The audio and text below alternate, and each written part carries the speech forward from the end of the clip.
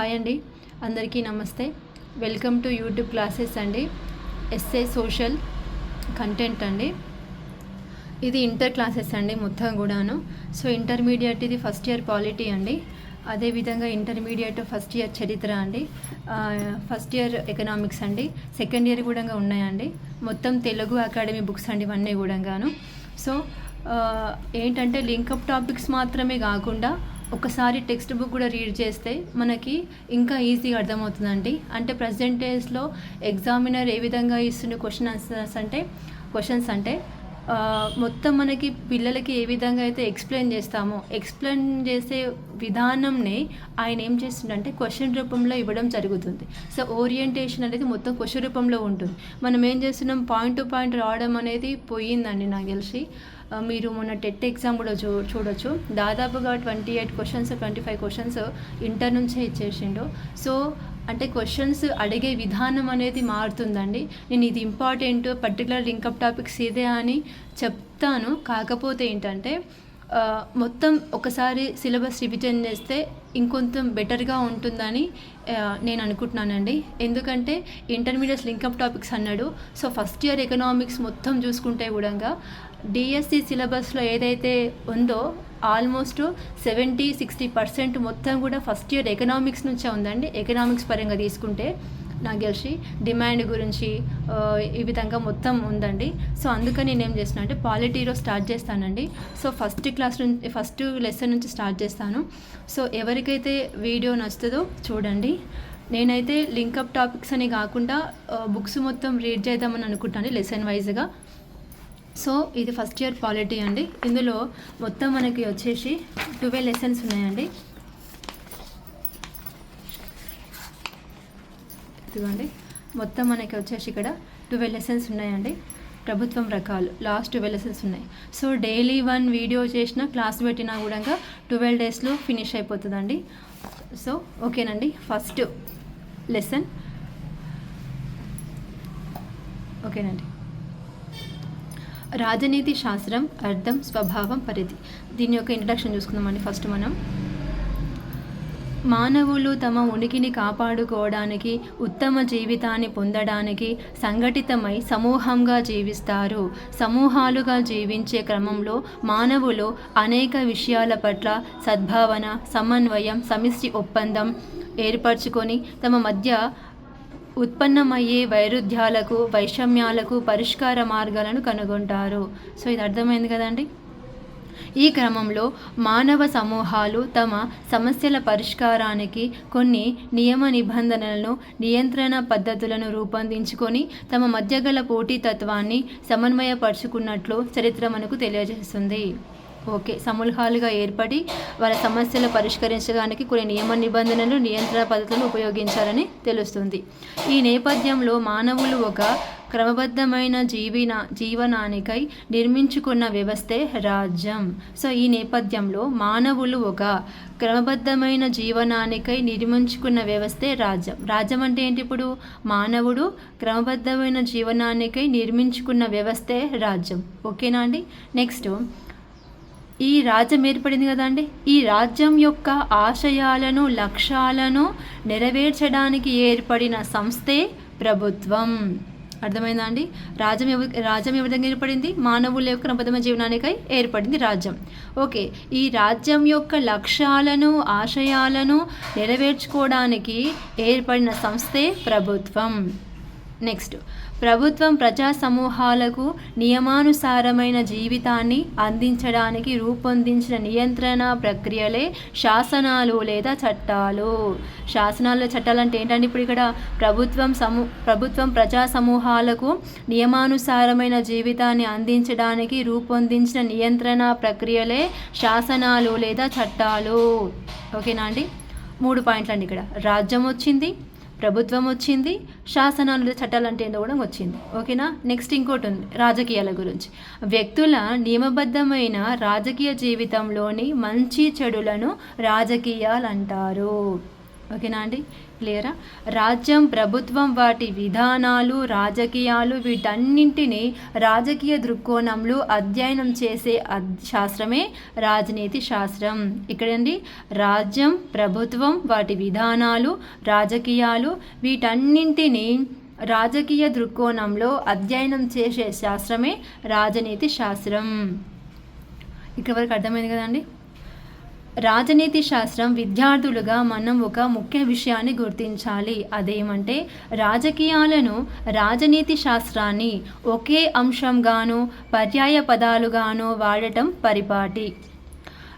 నిజానికి ఇవి రెండు వాటి స్వభావం, పరిధులను పరంగా భిన్నమైనవిగా గుర్తించాలి. ఓకే, చూద్దామండి. పర్యాయ పదాలు అనుకుంటాం కానీ అందులో డిఫరెన్స్ అనేది ఉందంట. ఓకే, ప్రజా సమూహాల మధ్య ఏర్పడే పోటీతత్వం, వైషమ్యాలు, వాటిని సమన్వయం చేయడం మొదలైన విషయాలకు సంబంధించిన అంశాలను రాజకీయాలని, వీటిని ఒక క్రమపద్ధతిలో అధ్యయనం చేసేదే రాజనీతి శాస్త్రం అని చెప్పవచ్చు. ఓకేనా అండి. ఇక్కడ ఏమైంది, ఇక్కడ రాజకీయాలని వేటిని క్రమబద్ధం చేయవచ్చు అంటే ఇక్కడ ప్రజా సమూహాల మధ్య ఏర్పడే పోటీతత్వం, వైషమ్యాలు, వాటిని సమన్వయం చేయడం మొదలైన విషయాలకు సంబంధించిన అంశాలను రాజకీయాలని. ఓకేనా అండి. రాజకీయాలు అంటే ఏంటి? పోటీతత్వం ఉంటుంది, వైషమ్యాలు, సమన్వయం చేయడానికి మొదలైన విషయాలకు సంబంధించిన అంశాలను రాజకీయాలని, వీటిని ఒక క్రమపద్ధతిలో అధ్యయనం చేసేదే రాజనీతి శాస్త్రం. ఓకేనా, రాజకీయాలను క్రమపద్ధతిలో అధ్యయనం చేసేదే రాజనీతి శాస్త్రం. ఓకే, మరో విధంగా చెప్పాలంటే రాజకీయాలు అనే పదం అధ్యయన అంశంగాను, సబ్జెక్ట్ మ్యాటర్, సైన్స్ అనే పదం అధ్యయన పద్ధతిగాను, వే ఆఫ్ స్టడీయింగ్ అర్థం చేసుకోవాలి. అంటే రాజకీయాలను శాస్త్రీయ పద్ధతిగా అధ్యయనం చేసేదే రాజనీతి శాస్త్రం అని చెప్పవచ్చు. అంటే ఇక్కడ ఏంటంటే రాజకీయాలను శాస్త్రీయ పద్ధతిగా అధ్యయనం చేసేదే రాజనీతి శాస్త్రం అని చెప్పవచ్చు. క్లియర్ అండి ఇక్కడ దాకా? నెక్స్ట్, మరో మాటలో చెప్పాలంటే రాజనీతి శాస్త్రం అనేది వ్యవస్థీకృతమైన సమాజంలోని రాజ్యాన్ని, ప్రభుత్వాన్ని, రాజకీయ సంస్థలను, రాజకీయ ప్రక్రియలను, వ్యక్తుల రాజకీయ ప్రవర్తనలను అధ్యయనం చేసే శాస్త్రం. రాజనీతి శాస్త్రం అంటే ఏంటో ఇక్కడ వ్యవస్థీకృతమైన సమాజంలోని రాజ్యాన్ని, ప్రభుత్వాన్ని, రాజకీయ సంస్థలను, రాజకీయ ప్రక్రియలను, వ్యక్తుల రాజకీయ ప్రవర్తనలను అధ్యయనం చేసే శాస్త్రం. ఇంతకు చెప్పుకున్నాం కదా మనం ఇక్కడ రాజ్యం అంటే ఏంటి, ప్రభుత్వం అంటే ఏంటి, రాజకీయాలు అంటే ఏంటి, శాసనాలు, చట్టాలు అంటే ఏంటి అనేది దాని యొక్క సారాంశం ఇదండి. రాజకీయ ప్రవర్తనను అధ్యయనం చేసే శాస్త్రం. ఓకేనా. ముఖ్యంగా రాజనీతి శాస్త్రం రాజకీయాలను సైద్ధాంతిక కోణంలో, వాస్తవిక దృక్కోణంలోనూ వివరించే శాస్త్రంగా సామాజిక శాస్త్రాలలో ముఖ్య స్థానం సంపాదించుకుంది. రాజనీతి శాస్త్రం అర్థం, స్వభావం. ఇప్పుడు మనం రాజనీతి శాస్త్రానికి గల పరిపూర్ణమైన అర్థాన్ని స్పష్టంగా తెలుసుకుందాం. రాజకీయాలు అనే పదం రాజకీయ నాయకులకు మాత్రమే సంబంధించిన విషయంగా పరిగణించడం మనం చూస్తున్నాం. అంతే కదండి, అదే అనుకుంటాం మోస్ట్లీ. నేడు రాజకీయాలు అనే భావం చాలా చెడ్డ పేరును మూటగట్టుకుంటుంది. రాజకీయాలను ప్రజలు మురికి రాజకీయాలుగా పిలవడం మనం గమనిస్తున్నాం. వాస్తవానికి రాజకీయాలు ఈ భావనకు పూర్తి భిన్నం. విస్తృత స్థాయికి సంబంధించి రాజకీయాలంటే ఏమిటి, రాజకీయాలకు రాజనీతి శాస్త్రానికి గల సంబంధాన్ని తెలుసుకుందాం. ఓకేనా అండి, ఇది క్లియర్గానే ఉంది కదా. రాజకీయాలు, పాలిటిక్స్ అనే పదం గ్రీకు పదమైన పోలిస్ అనే పదం నుంచి గ్రహించబడింది. పోలిస్ అంటే నగర, రాజ్యం, సిటీ స్టేట్. ఓకేనా అండి. పోలిస్ అనే పదం రాజకీయాలు, పాలిటిక్స్ అనే పదం గ్రీకు పదమైన పోలిస్ అనే పదం నుంచి గ్రహించబడింది. పోలిస్ అంటే నగరం, రాజ్యం అని అర్థం. పాలిటీ అనే పదం గ్రీకు పదమైన పొలిటియా అనే గ్రీకు పదం నుంచి గ్రహించబడడం జరిగింది. పాలిటీ అంటే ప్రభుత్వం లేదా రాజ్యాంగం అని అర్థం. పాలిటీ అంటే అర్థం ఏంటండి, తెలుసు కదా, ప్రభుత్వం లేదా రాజ్యాంగం అని అర్థం. ఒక్క మాటలో చెప్పాలంటే రాజకీయాలు అంటే రాజ్యం, ప్రభుత్వం, రాజ్యానికి సంబంధించిన సంస్థలకు వివరణగా భావించాలి. ఏంటంటే ఇక్కడ రాజకీయాలు అంటే ఏంటంటే ఇక్కడ రాజ్యం గురించి, ప్రభుత్వం గురించి, రాజ్యానికి సంబంధించిన సంస్థలకు వివరంగా భావించాలి. ఓకే. ప్రాచీన గ్రీకులు రాజకీయాలను రాజ్యానికి సంబంధించిన సైద్ధాంతిక పాలన నిర్వహణకు చెందిన అంశంగా పరిగణించారు. రాజకీయ నాయకులు ఇక్కడేంటి సరిగండి. ప్రాచీన గ్రీకులు రాజకీయాలను రాజ్యానికి సంబంధించిన సైద్ధాంతిక పాలన నిర్వహణకు చెందిన అంశంగా పరిగణించారు. ఓకేనా, సైద్ధాంతిక పాలన నిర్వహణకు, ఈ రెండు గుర్తుపెట్టుకోవాలండి మనము.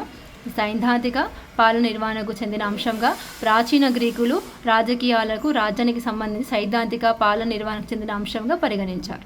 రాజకీయాలకు రాజనీతి శాస్త్రానికి సంబంధించిన నిర్వచనాల విషయంలో రాజనీతి శాస్త్రజ్ఞులు మధ్య ఏకాభిప్రాయం లేదు. ఓకేనండి, వేరు వేరు అభిప్రాయాలు ఉన్నాయన్నమాట. ఇక్కడ రాజనీతి శాస్త్రాన్ని సాంప్రదాయకవాదులు, ఆధునిక శాస్త్రవేత్తలు వేరువేరుగా నిర్వచించారు. సాంప్రదాయక రాజనీతి శాస్త్రవేత్తలు అభిప్రాయంలో రాజ్యం, ప్రభుత్వం, రాజనీతి శాస్త్రం అధ్యాయానికి కేంద్ర బిందువుగా ఉంటాయి. ఏంటండి ఇక్కడ ఎవరిక్కడ సాంప్రదాయక రాజనీతి శాస్త్రవేత్తల యొక్క అభిప్రాయం ఏంటి? ఇక్కడ రాజ్యం, ప్రభుత్వం, రాజనీతి శాస్త్రం అధ్యాయానికి కేంద్ర బిందువుగా ఉంటాయి. రాజ్యం, ప్రభుత్వం, రాజనీతి శాస్త్రానికి అధ్యాయానికి కేంద్ర బిందువుగా ఉంటాయి. రాజ్యం లేకుండా ప్రభుత్వం, ప్రభుత్వం లేకుండా రాజ్యం మనుగడను కొనసాగించలేవని వారు అభిప్రాయపడ్డారు. ఓకేనా అండి, రాజ్యం లేకుండా ప్రభుత్వం, ప్రభుత్వం లేకుండా రాజ్యం మనుగడ కొనసాగించలేవని వారు అభిప్రాయపడ్డారు. ఈ కారణం వల్ల రాజ్యం, ప్రభుత్వం, రాజనీతి శాస్త్ర అధ్యయనానికి కేంద్ర బిందువుగా సాంప్రదాయ రాజనీతివేత్తలు అభివర్ణించారు. ఓకేనా అండి, ఓకే, క్లియరా అండి. నెక్స్ట్, రెండవ ప్రపంచ యుద్ధానంతరం పశ్చిమ దేశాలకు చెందిన రాజనీతి శాస్త్రవేత్తలు వివిధ నూతన సిద్ధాంతాలను, అధ్యయన దృక్పథాలను, పద్ధతులను, నమూనాలను రాజనీతి శాస్త్రంలో పొందుపరిచి దాన్ని పునర్నిర్మించి రాజనీతి శాస్త్ర పరిధిని విస్తృతపరిచారు. ఓకేనా, 1930వ దశకంలో హెరాల్డ్ లాస్వెల్ అనే రాజనీతి పండితుడు రాజనీతి శాస్త్రాన్ని రాజకీయ అధికారాన్ని అధ్యయనం చేసే శాస్త్రంగాను, అధికారాన్ని ఎవరు, ఎప్పుడు, ఎలా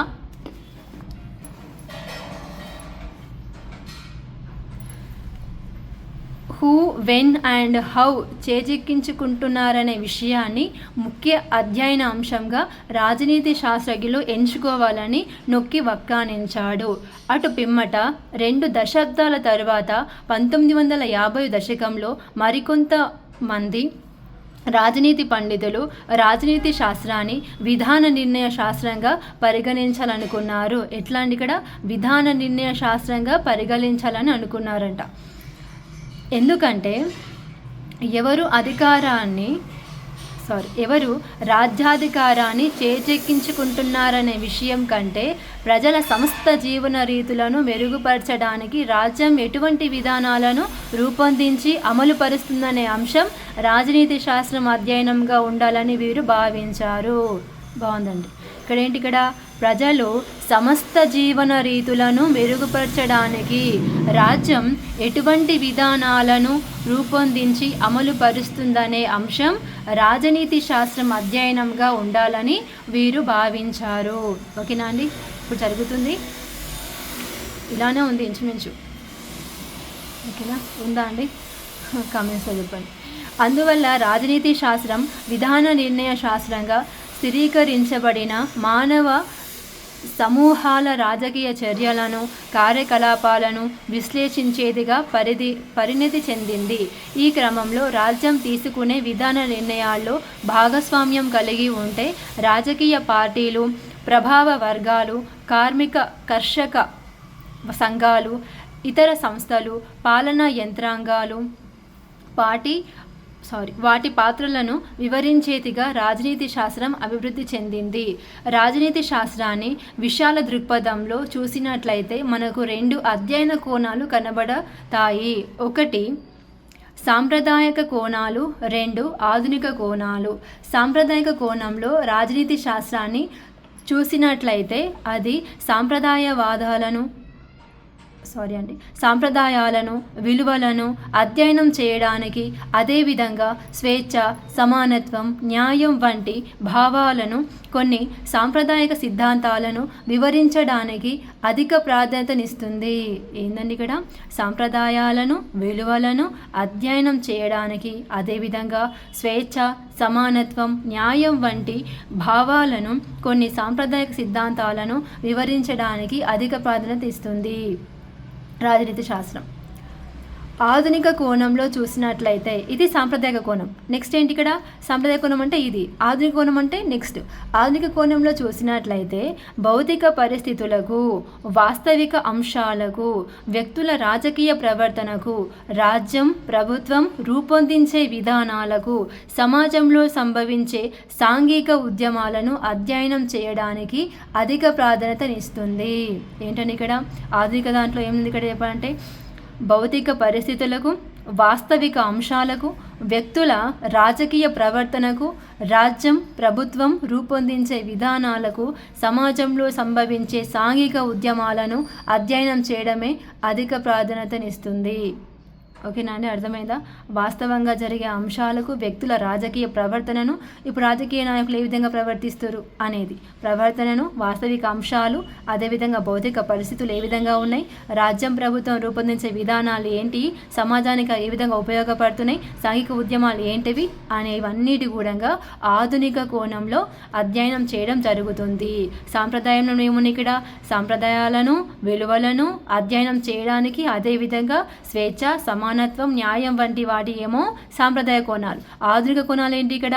భౌతిక పరిస్థితులు, వాస్తవిక అంశాలు, వ్యక్తుల రాజకీయ ప్రవర్తన, రాజ్యం, ప్రభుత్వం రూపొందించే విధానాలు, సమాజంలో సంభవించే సాంఘిక ఉద్యమాలను ఏ విధంగా అధ్యయనం చేస్తున్నాయో తెలియజేయడమే, వాటి గురించి అధ్యయనం చేయడమే ఆధునిక కోణాలు. ఓకేనా అండి? నెక్స్ట్ రాజనీతి శాస్త్రం నిర్వచనాలు. ఇందుకు ముందు మనం చెప్పినట్లుగా రాజనీతి శాస్త్ర నిర్వచనాలు రెండు రకాలు, సాంప్రదాయకమైనవి, ఆధునికమైనవి. ఇందులో కొంతమంది రాజనీతి శాస్త్రానికి నిర్వచనాలు ఇచ్చారండి. చూద్దాం వాళ్ళు. జేడబ్ల్యూ గార్నర్ రాజనీతి శాస్త్రానికి అది ఆది అంతాలు రాజ్యమే. ఇక్కడ రాజనీతి శాస్త్రానికి ఆది అంతాలు రాజ్యమే అని నిర్వచించాడు. ఆది అయినా అంతమైన రాజ్యమే అని నిర్వచించాడు రాజశాస్త్రానికి. ఎవరైనా? గార్నర్. ఓకే. పాల్ జానెట్ రాజ్య మూలాధారాలను, ప్రభుత్వ సూత్రాలను తెలియజేసే సాంఘిక శాస్త్రమే రాజనీతి శాస్త్రం అని నిర్వచించారు. ఎవరు? Paul Janet. ఏం చెప్పింది ఇక్కడ? రాజ్య మూలాధారాలను, ప్రభుత్వ సూత్రాలను తెలియజేసే సాంఘిక శాస్త్రమే రాజనీతి శాస్త్రం అని చెప్పాడు పాల్ జానెట్. నెక్స్ట్ ఆర్జీ గెటిల్ గతకాలపు రాజ్యం యొక్క చారిత్రక వివరణ, వర్తమాన రాజ్యపు విశ్లేషణాత్మక వర్ణన, భవిష్యత్తులో రాజ్యం ఎలా ఉంటుందనే రాజకీయ చింతన చేసేదే రాజనీతి శాస్త్రం. ఈయన ఏం చెప్పిండు? గెటిల్ ఏం చెప్పిండు అంటే లైక్ గెస్ చేసి అనమాట, అంటే భవిష్యత్తు గురించి కూడా ఆలోచించనమాట ఈయన. ఇక్కడ ఏంటి?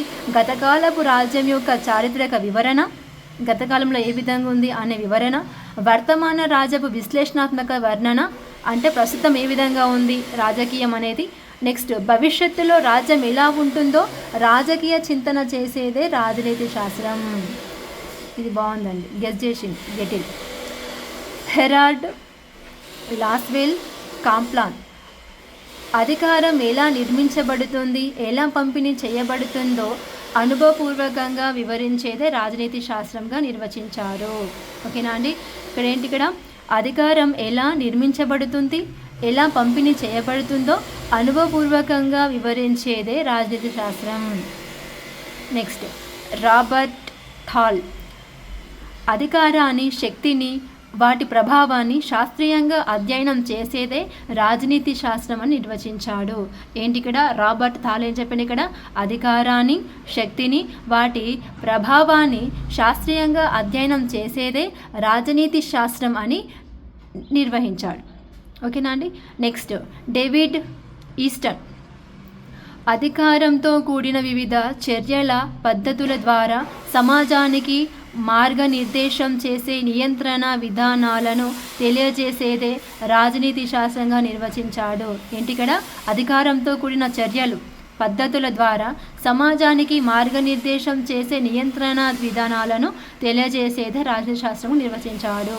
సో అధికారంతో కూడిన చర్యలు, ఓకేనండి, ఓకే, పద్ధతులు ద్వారా సమాజానికి మార్గనిర్దేశం చేసే నియంత్రణ విధానాలను తెలియజేసేది రాజశాస్త్రంగా డేవిడ్ ఈస్టన్ చెప్పడం జరిగింది.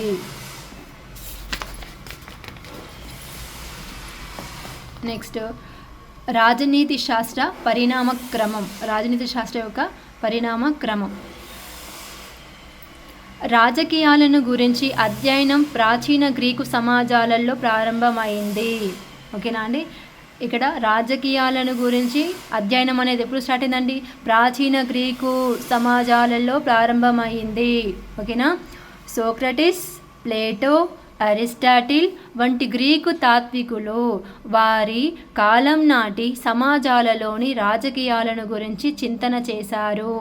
ఓకే, అయితే అరిస్టాటిల్ నాటి ప్రభుత్వాలను, రాజకీయ వ్యాసంగాలను హేతుబద్ధంగా తులనాత్మక పద్ధతిలో వివరించినందువల్ల తాను రాజనీతి శాస్త్ర పితామహుడిగా ఆరాధించబడ్డాడు. అరిస్టాటిల్ ఏ విధంగా చేసినట్టు ఇక్కడ ప్రభుత్వాలను, రాజకీయ వ్యాసంగాను హేతుబద్ధంగా తులనాత్మక పద్ధతిలో వివరించినందువల్ల తాను రాజనీతి శాస్త్ర పితామహుడిగా ఆరాధించబడ్డాడు. ఎవరు? అరిస్టాటిల్. అరిస్టాటిల్ రాజనీతి శాస్త్రాన్ని మాస్టర్ సైన్స్గా అభివర్ణించాడు. అరిస్టాటిల్ ఏంది ఇక్కడ? అరిస్టాటిల్ రాజనీతి శాస్త్రాన్ని మాస్టర్ సైన్స్గా అభివర్ణించాడు. అంటే మానవులకు చెందిన సాంఘిక రాజకీయ సంస్థను వివరించే శాస్త్రంగా పేర్కొన్నాడు. ఒక విధంగా చెప్పాలంటే రాజకీయాలను గ్రీకులు తమ సమగ్రమైన భావనగా చూశారు. కాలక్రమంలో రాజకీయాల పట్ల గ్రీకుల భావన అనేక మార్పులకు చేర్పులకు గురై ప్రాధాన్యతను కోల్పోయింది. ఆధునిక కాలంలో రాజకీయాలు అనే భావన విస్తృతార్థాన్ని సంతరించుకుంది. ఓకేనా అండి?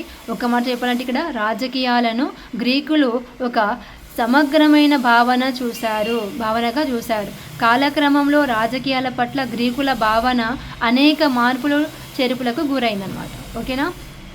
నెక్స్ట్, వాస్తవానికి సామాజిక పరిణామ క్రమంలో వివిధ దశల వారీగా ఉత్పత్తి విధానంలో చోటు చేసుకున్న మార్పులు వేటాడే దశ, ఆహార సేకరణ దశ, వ్యవసాయ ఉత్పత్తి దశ, పారిశ్రామిక ఉత్పత్తి దశ రాజకీయాలను విస్తృతపరిచాయి. ఇవన్నీ మనకి ఇక్కడ ఉన్నాయని 6th క్లాస్లో 7th క్లాస్లో ఉంది. అవునా? సో ఇప్పుడు ఈ లింకప్ టాపిక్ అని ఫస్ట్ చాప్టర్లోనే ఉంది కదా అండి.